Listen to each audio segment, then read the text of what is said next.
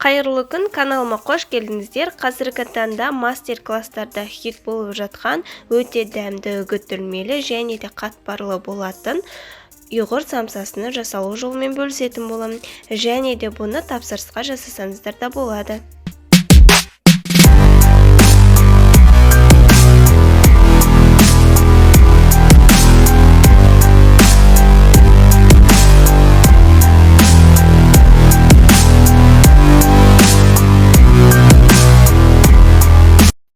Алдымен ұнымызға бөлме температурасындағы майымызды ұнымызға салып, жақсылап біріктіреміз. Яғни крошка жасауымыз қажет болады.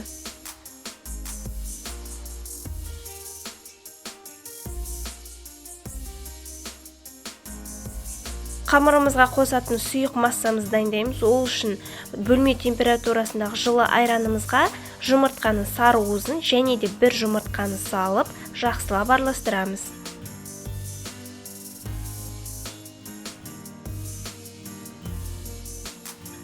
Ендігі кезекте ұнымызға бір шай қасықтай тұзымызды салып, және де дайын болған сұйық массамызды құйып, жақсылап жұмсақ қамыр илейтін боламыз.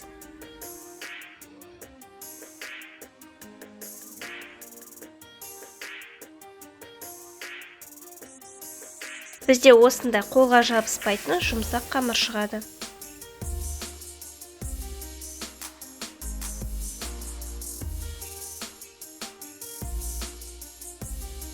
Дайын болған қамырымызды салафанға салып 30 минутқа морозильникке, яғни мұздатқышқа салып аламыз, немесе 3-4 сағатқа тоңазытқышқа қойып қойсаңыздар болады. Менің қамырым мұздатқышта 30 минут тұрды. Енді осыны 3-ке немесе 2 бөлікке бөліп аламыз.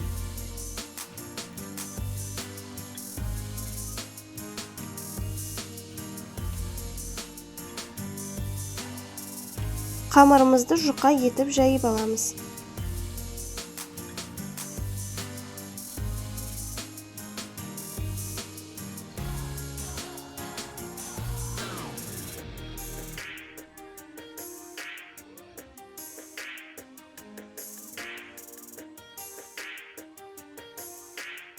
Бірінші қамырымызды жайып алғаннан кейін оны сепелеп осылай орап бір шетке алып қоямыз. Екінші, үшінші бөліктерімізді дәл осылай кезек-кезегімен жұқа етіп жайып аламыз. Енді жайылған қамырымызға ерітілген сары майымызды бір келкі тегіс етіп жағып шығамыз.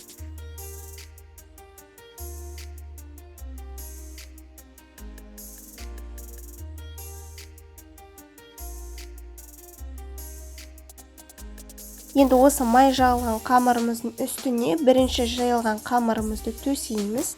Тағы да үстіне ерітілген майымызды жағып шығамыз.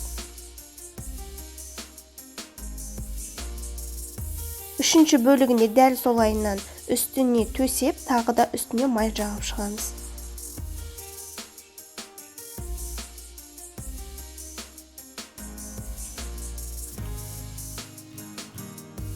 Барлығын жасап алғаннан кейін қамырымызды тығыздау етіп рулет сияқты ораймыз. Дайын болған қамырымызды 30 минутқа мұздатқышқа, яғни морозильникке немесе бір түнге тоңазытқышқа қойып қоямыз.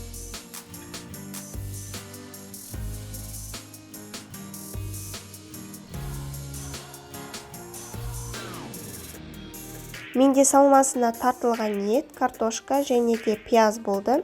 Осылайынан ұсақтап етіп турап алдым. Өз қалауларыңыз бойынша кез келген салманы қолдана берсеңіздер болады.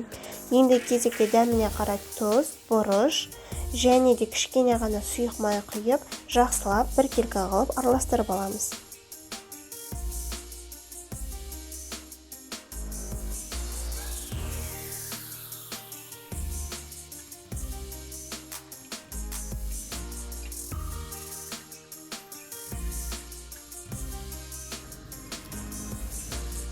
Мұздатқышта тұрған қамырымызды алып, бірнеше бөліктерге бөліп аламыз.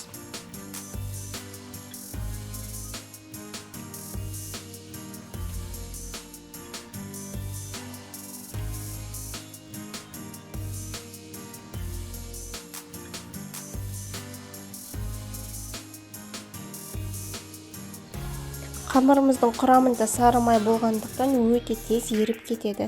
Сол себепті қамырымыздың бір бөлігін тоңазытқышқа салып аламыз. Қамырымызды жаюға кірісеміз. Осылай оны себелеп отырып, оқтаудың көмегімен өте қатты жұқа қылмай жайып аламыз.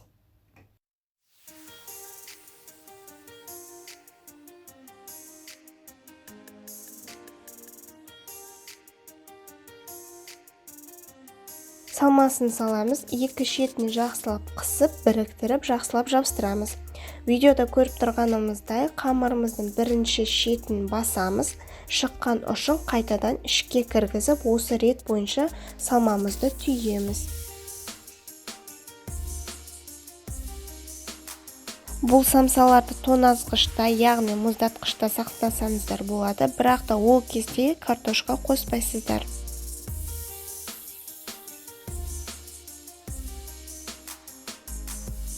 Астына пергамент қағазын салып, үстіне самсаларымызды қойып шығамыз. Міндетті түрде аралары алшақ болуы қажет. Ендігі кезекте жұмыртқаның сарысына 2 ас қасық сүтімізді құйып, жақсылап араластырамыз. Дайын болған массамызды самсалардың үстіне бір келкі етіп жағып шығамыз.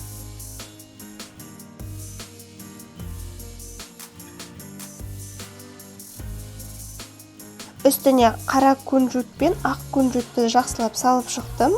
Өз қалауыңыз бойынша мақтада қолдансаңыздар болады.